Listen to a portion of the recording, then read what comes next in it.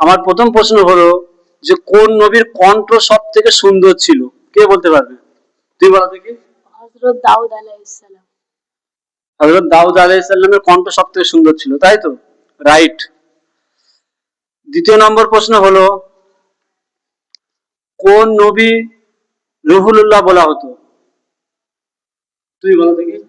হযরত ঈসা আলাইহিস সালাম। হযরত ঈসা আলাইহিস সালামকে রুহুল্লাহ বলা হতো, তাই তো? রাইট উত্তর। তৃতীয় নম্বর প্রশ্ন যে কোন নবী জঙ্গলে হাত দিলে পশু পাখিরা বুঝতো? কে বলতে পারবে? তুই বলো দেখি। হযরত সুলাইমান আলাইহিস সালাতু ওয়াস সালাম। রাইট উত্তর। চতুর্থ নম্বর প্রশ্ন হলো যে কোন নবীর লাঠি সাপ হতো? কে বলতে পারবে? তুই বলো দেখি। হযরত মূসা আলাইহিস সালাম। রাইট উত্তর।